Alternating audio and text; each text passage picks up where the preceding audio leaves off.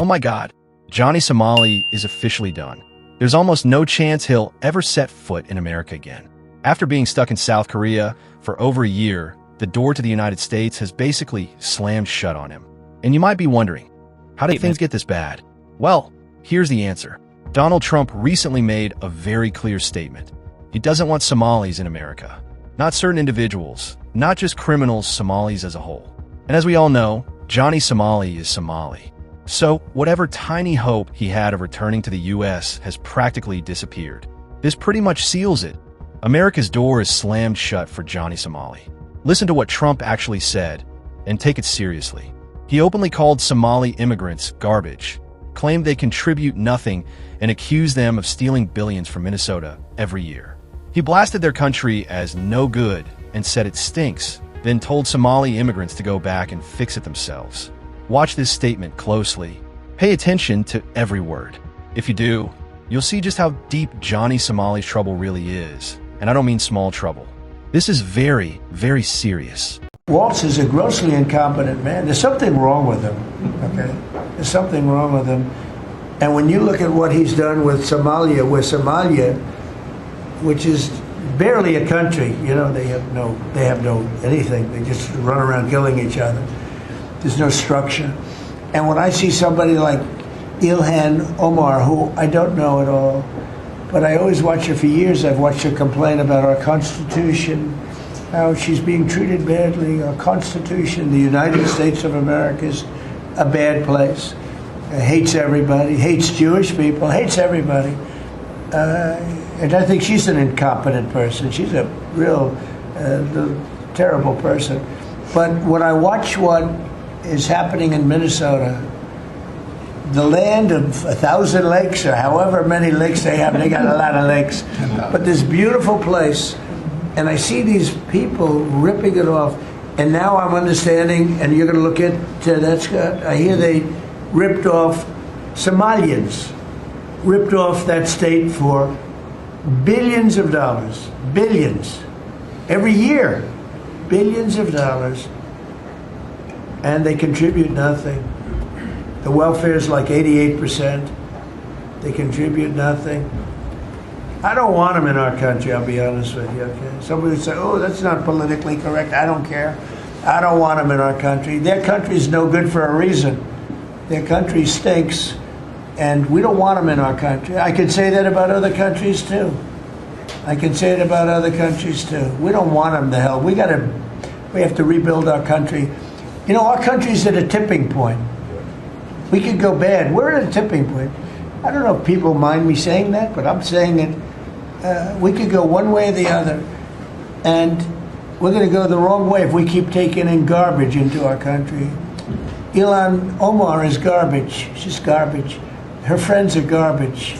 These aren't people that work. These aren't people that say, let's go, come on, let's make this place great.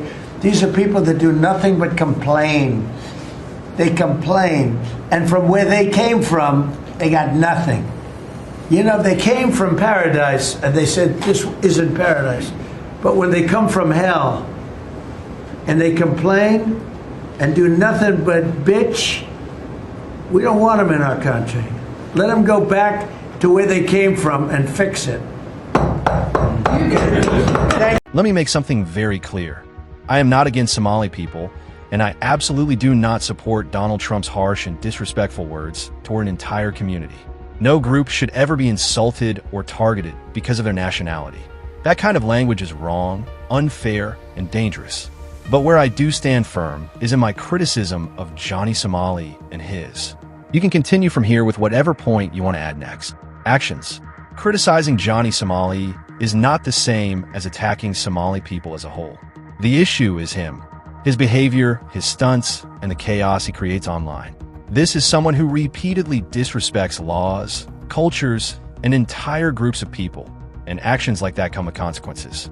If Donald Trump or any government authority wants to take action, it should be directed at Johnny Somali individually, not an entire nationality. People like him can negatively influence kids and innocent viewers who start believing this kind of behavior is normal or acceptable. That's exactly why individuals who spread harm, based on actions, not ethnicity, should face real accountability. Being against harmful behavior is justice. Being against an entire community is prejudice. And those two things should never be mixed up.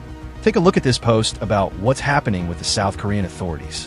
One of the posts confirms that Johnny Somali has been openly spreading hate toward Korean people and their culture. The guy actually thinks freedom of speech will protect him, even though he constantly censors his own critics. Newsflash, Johnny, that doesn't apply to you in Korea.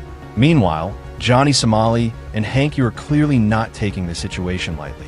Sure, they managed to get one charge removed from Johnny's long list of accusations, but that doesn't change the reality. Johnny's situation is still a nightmare. And while they're desperately hoping for a way out, South Korean authorities have already denied releasing Johnny Somali. His chances of escaping this situation are still incredibly slim. Your Honor, can I speak? I want to ask you if there's any way that we could do expedited trial, because I've already been here for over 1 year in travel ban. I have family, I have obligations in America, and I want to have the right to a speedy trial. 사정은 알겠습니다만 2년 넘게 수고하지 못하고 있는 게 많이 있습니다. I feel understand your situation, but more things happen to other alien defendants who have been grounded in this country for more than 2 years for pending trial. So now that Johnny Somali and Hank, you're finally realizing that South Korea isn't going to let Johnny walk away easily. It's becoming obvious. Johnny might be stuck in South Korea for a long time, just like Vitaly Zadoretsky ended up trapped in the Philippines. And maybe that's why Johnny Somali and Hanky are now trying to twist the system, stir confusion, and push the authorities into uncertainty. Because in another post, you can actually see Hank use disturbing comments toward Jews and Muslims on his own Facebook page. Hey Johnny Somali, you're unscrupulous enough to sell out your own friends. Why not use this picture against Hank Apu to get more money, seeing how you're a Muslim pretending to be a Jew? What this really shows is that Hank-Yu and Johnny Somali are now trying to stir up anger from both Muslims and Jews. They're deliberately throwing out comments that could spark controversy, hoping the authorities get overwhelmed and confused by all the backlash. And you can see this strategy in another post, where random media outlets are claiming that Johnny Somali is in jail and trying to apologize, even though he's not actually in jail. This is just another tactic from Johnny Somali and his crew, meant to mislead the public and create chaos. They want people to believe Johnny is suddenly remorseful, hoping it softens the situation and shifts attention away from their real actions.